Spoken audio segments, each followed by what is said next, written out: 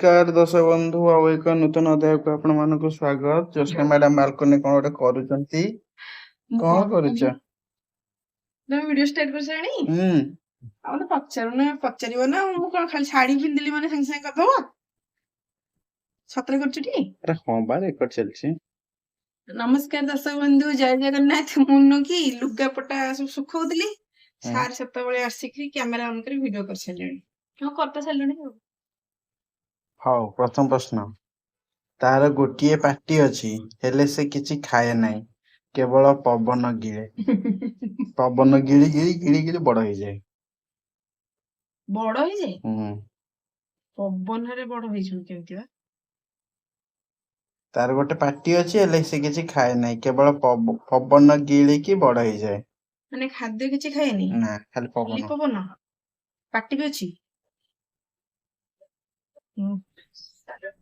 ମୂଷା?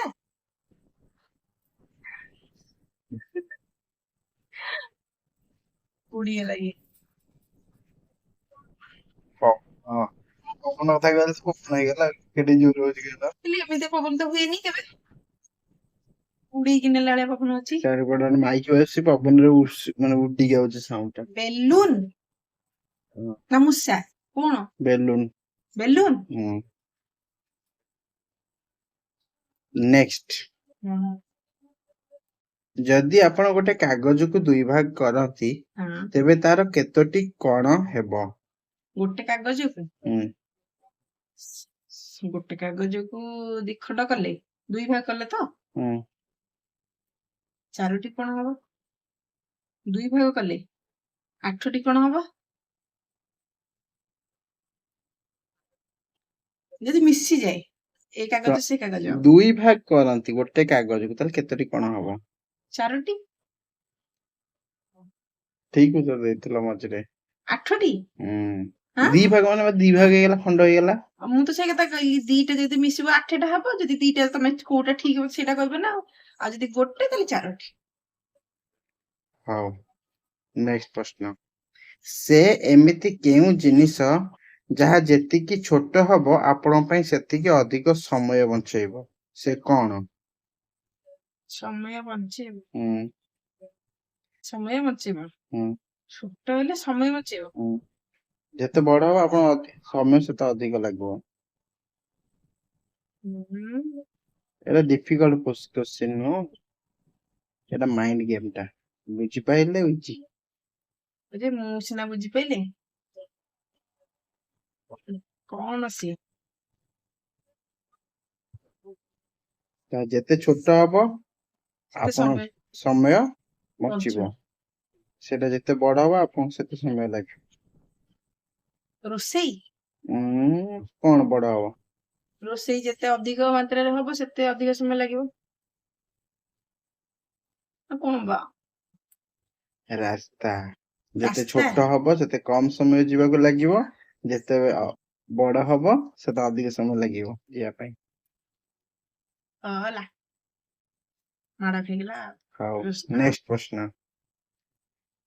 ଆପଣ ଏମିତି କେଉଁ ଜିନିଷକୁ ନିଜେ ଆଖି ବନ୍ଦ କରି ସବୁଠାରୁ ସହଜରେ ଦେଖିପାରିବେ?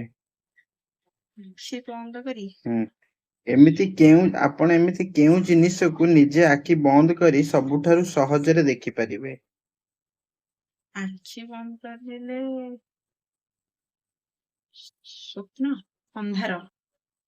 ଠିକ ଉତ୍ତର, ଦିଟା ହିଁ ଠିକ ଉତ୍ତର। ଦିଟା ଯାକ ଠିକ? ଅନ୍ଧାର କିମ୍ବା ସ୍ୱପ୍ନ। ନେକ୍ସଟ। ତାର ଦୁଇଟି ଗୋଡ ଅଛି ହେଲେ ସେ ଚାଲିପାରେ ନାହିଁ। ଦୁଇଟି ଗୋଡ ଅଛି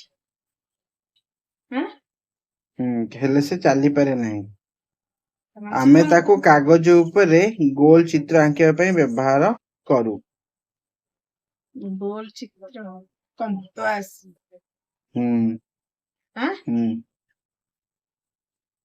ତାପରେ ଆଉ କଣ? ସେ କେଉଁ ସୁନ୍ଦର ଜିନିଷ ଯାହା ଆପଣଙ୍କ ମୁହଁକୁ ଦେଖି ହସେ ଆଉ ଆପଣ କାନ୍ଦିଲେ ସେ ବି କାନ୍ଦେ? ଏଇଟା ଶେଷ ପ୍ରଶ୍ନ। ସେ ସିଆଡେ କୁଆଡେ ପଳଉଛ ମୁଁ ଇଆଡେ ଅନ୍ୟମନସ୍କ କର ତମେ ଫେରେ ଆଉଜିକି ପଳଉଛ ତମେ ସିଆଡେ। ବା ମୋବାଇଲ ଛାଡିକି ଘୁଞ୍ଚେଇଲେ ମୁଁ ସେଥିରେ ଛାଡିକି ଗଲି। ନାଇଁ ମୋବାଇଲ ଘୁଞ୍ଚିଲେ ବି ମୁଁ ଯୋଉଠି ସେଇଠି ରହିବି। କାରଣ ମୋବାଇଲ ମୁଁ ଏପଟେ ଷ୍ଟେରିକି ରଖିଛି ନା। ଏମିତି କୋଉ ଜିନିଷ ଆଉଥରେ କହିଲ? ସେ ଏମିତି କେଉଁ ଜିନିଷ ଯାହା ଆପଣ କାନ୍ଦିଲେ ସେ କାନ୍ଦିବ ଆପଣ ହସିଲେ ସେ ହସିବ।